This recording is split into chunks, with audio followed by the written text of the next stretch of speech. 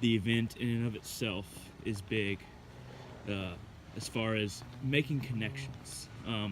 That's what I really want to talk about. When we go anywhere new, I mean, I've been to college before, but it's been 3 or 4 years since I've been, and I feel this very big sense that I will meet the people that I need to meet to make very spiritual changes in my life, very life-altering changes in my life. As somebody who has been kind of stuck in his way of life for years now, 4 to 5 years. I haven't been back to school in about 4, but 4 to 5 years I felt very confined by where I am in life. Now, as somebody who feels that way, there is a certain amount of destiny that I'm starting to get the feeling for, and it's not necessarily the change itself. Like I said, it's a very minor change to my actual life, what I do day to day. I'm still gonna work. Then I'm going to school, but as far as the true changes that'll come, I'm feeling a sense of destiny, as if I am going to meet the people that I need to meet. For a long time, destiny has always introduced a sense of calm before a major change. And I'm not sure if it's because I am a very spiritual person. I'm not necessarily religious, but spiritual, or if it's because I have tuned myself to the runes, so to speak, those primordial spirits, or if it's because I look up to the old gods, or if it's because, well, that's the thing. Everybody's old gods is somebody's new gods. If we can look back to Greek mythology. Many people know about Greek mythology and kind of what the different gods represent and how they came about in battling the Titans. Now, Zeus led the new gods basically in Kronos' stomach to, Zeus wasn't in Kronos' stomach, but he sliced open Kronos' stomach, and Kronos represents time, and Zeus is kind of the head of the gods in Greek mythology. He overthrew the Titans by releasing his brothers and sisters that Kronos had eaten. And at the time, I imagine that the primordial gods were the old gods. The Titans were the old gods. And then I also imagine that the gods of Greek mythology were the new gods. And you have to ask yourself, where does this chain of events end? Where is the source that we're all trying to connect to? I have connected myself to many different gods. The main one that I look up to and consider myself a devotee of is the Divine Mother Kali Ma, obviously. But I've dealt with many of them. I've dealt with many spirits. I've dealt with many Loa, and everything in between. And it never feels like there is an origination of these spirits, gods. It just feels like it's an endless cycle of, gods found a certain level of order or lack thereof, then they're overthrown, and those gods after them are overthrown by a new order. Maybe there is a trend as far as everything being more and more orderly, or more and more meeting with the times as far as the standard of order. But it doesn't feel like there's ever really an origination point dating back to where, for instance, the Titans came from. I mean, we have very brief tales, but there's never really an originating point. And in Christianity and other monotheistic traditions, there's this idea that, there's one God and that was the originating point, there's one source. But that's as vague as saying there was space, because if there was one God, one source, then everything after it deciding to create is just a part of it. At least that's how myself and many other Hindus believe. So it is a vague statement to say that basically there is one God, because it brings those connotations. Now, how does this relate to my talk of destiny as for myself? Well, as above, so below. There isn't an originating point that I can decipher in my life that shows me where my destiny began and where it'll end. Few men know when they will die. I do not feel like I will die anytime soon. And all the times I thought I was going to die, I didn't. And after that, after all those times, I gain a sense that I will know when I'm going to die. So I don't know how many cycles of changes will influence my life until I have completed my mission, whatever that is, whatever the universe needs from me as far as balancing out who I am and that relationship to who everyone else is. Now, talking about Greek gods seems very macrocosmic compared to these small changes in my life that are being made, but I really think that we need to understand that connections like the ones I think that'll happen, the ones that have happened in the past, were very random. My best friends were met in the most random of ways, and I think it's that way for a lot of people. We don't really plan who we're going to meet. We don't really plan what kind of turns in our life's mission or life's understanding that are going to happen, but they end up just happening. And I think this is a universal point, because without this constant cycle of connections, I think that just like with the gods, as above, so below, without this constant cycle of connections, that's when we die. When we feel like everything behind us is ash and everything in front of us is ash, then I think that's when we die. When we feel like that there's a completion both inwardly and outwardly, that our mission is done, I think that's when we die. And that's okay. That's the balance. But anyway, let me sit up here and I'll be right back. So basically what I'm getting at is that you have to determine your own cycles. You have to figure out, when is the chaotic point of my past life ending and the new order beginning?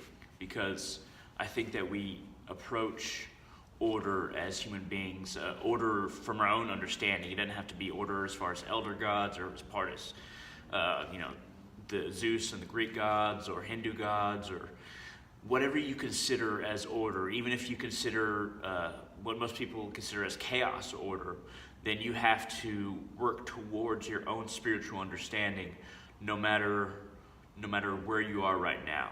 And I think that creates your own order, where you're constantly increasing the vibration of your personal cycles in your life towards the positive, whatever you view the positive as.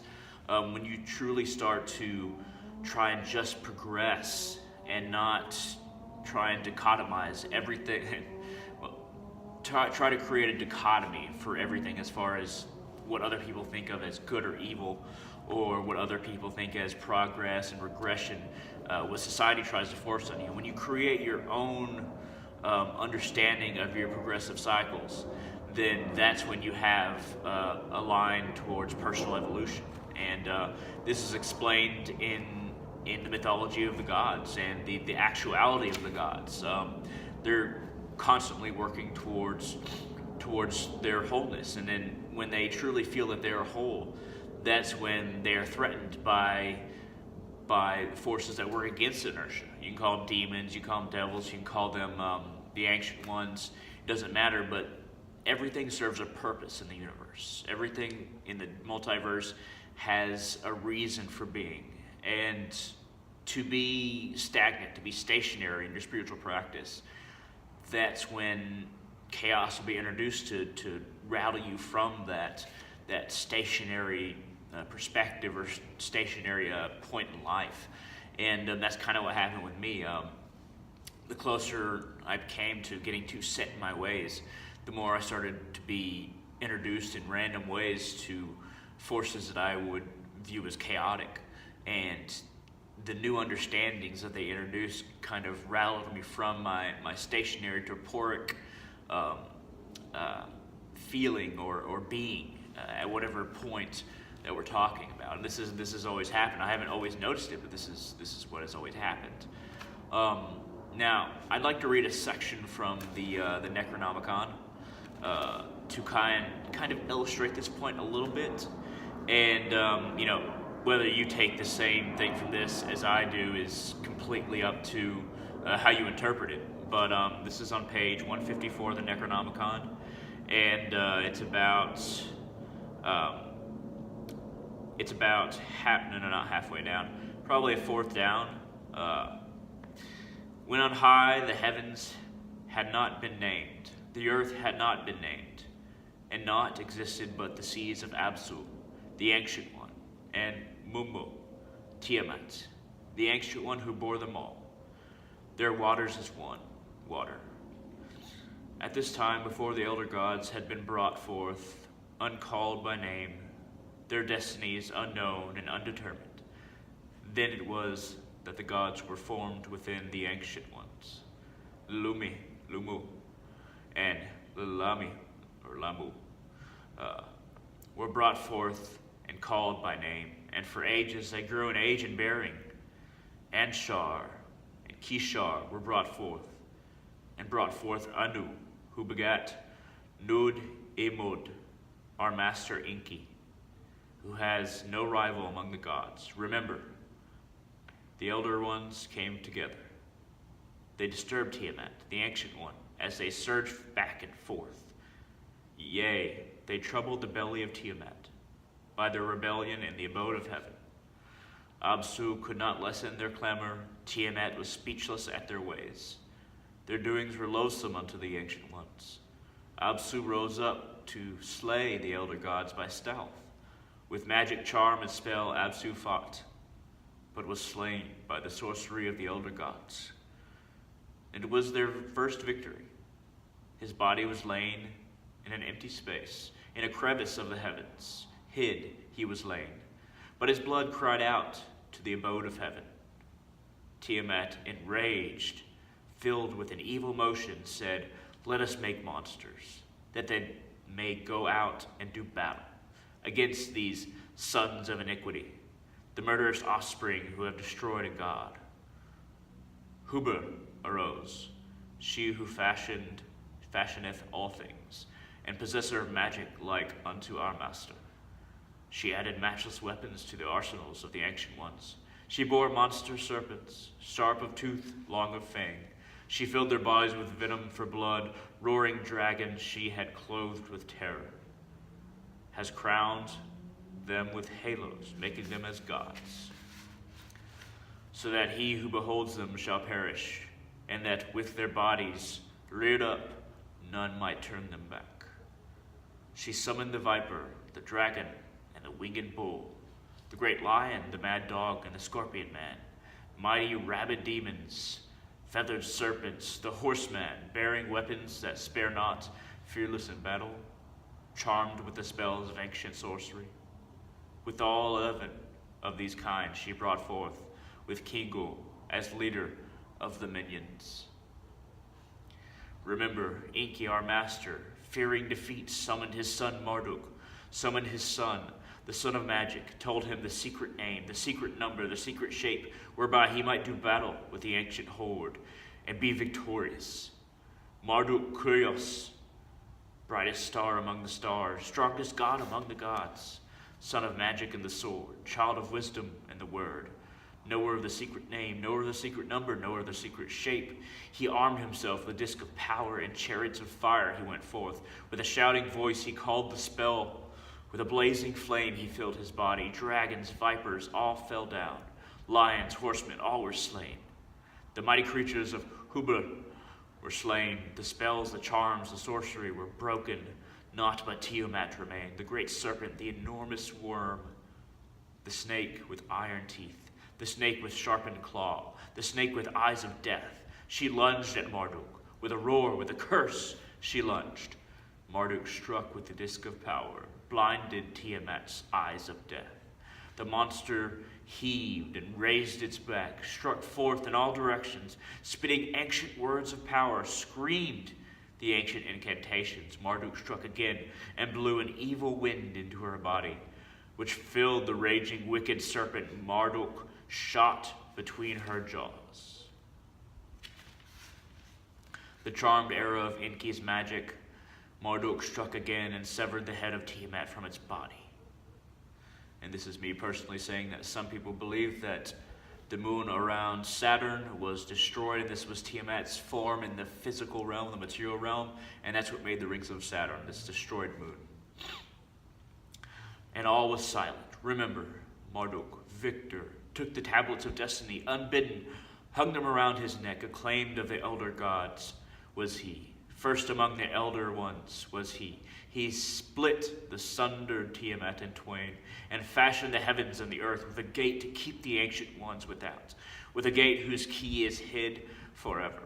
Save to the sons of Marduk, save to the followers of our master Enki, first in magic among the gods. From the blood of Kingu he fashioned man. He constructed watchtowers for the elder gods, fixing their astral bodies as constellations, that they may watch the gate of Absu. The gate of Tiamat they watch, the gate of Kingu they oversee, the gate whose guardian is Iak Sakak they bind. All the elder powers resist, the force of ancient ancestry, the magic spell of the oldest ones, the incantation of the primal power, the mountain Kur, the serpent god, the mountain Mashu, that of magic, the dead Cthulhu, dead but dreaming, Tiamat, dead but dreaming, Absu Kingu, dead but dreaming. And shall their generation come again? We are the lost ones from a time before time, from a land before the stars, from the age when Anu walked the earth in company of bright angels. We have survived the first war between the powers of the gods and have seen the wrath of the ancient ones, dark angels vent upon the earth. We are from a race beyond the wanderers of night. We have survived the age when Absu ruled the earth, and the power destroyed our generations. We have survived on top of mountains and beneath the feet of mountains, and have spoken with the scorpions in allegiance and were betrayed. And Tiamat has promised us nevermore to attack with water and with wind, but the gods are forgetful. Beneath the seas of Nar Maturu, beneath the seas of the earth, Nar Maturu. Beneath the world lays sleeping the god of anger, dead but dreaming, the god Kuthalu, dead but dreaming, the god of Kur, calm but thunderous, the one-eyed sword, cold but burning. He who awakens him calls the ancient vengeance of the elder ones, the seven glorious gods of the seven glorious cities, upon himself and upon the world, an old vengeance. Know that our years are the years of war, and our days are measured as battles, and every hour is a life lost to the outside. Those from without have builded up carnal houses to flourish the fiends of Tiamat, and the blood of the weakest here is libation unto Tiamat, queen of the ghouls, wreaker of pain, and to invoke her, the red water of life.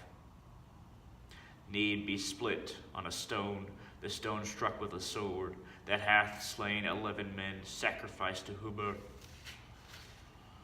so that the strike ringeth out and call Tiamat from her slumber, from her sleep in the caverns of the earth. And none may dare entreat further, for to invoke death is to invoke the final prayer.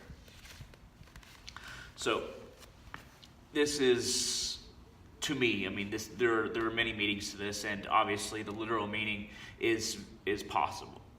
But to me, I think that this shows also, as another lesson, perhaps in what is meant and what is true, another lesson I took from this is that the chaos of past is who we were, and it will rise forth again and again, no matter how far we progress, no matter how far we go towards our idea of order and spiritual realization. The ancestry of our ancient primordial spiritual innards, you can say, will rise forth. And maybe it will be like a circle, and maybe we will meet ourselves again, our primal selves, and maybe we will slay that self or be slain by that self. And then the circle will continue in a new way, maybe in a new life, maybe as a new person in this life. But we have to see, we have to contemplate, and we have to wonder, and every time is a time to think about the cycles of one's life. Thank you very much for watching. I hope this was interesting. If it was, shoot down a like, and feel free to comment in the comment section below whether you want to continue the discussion or you want to say something to me or you want to disagree. Just feel free to shoot some comments down there, and I hope to see you in the future, brothers and sisters. It will be an interesting future, to be sure.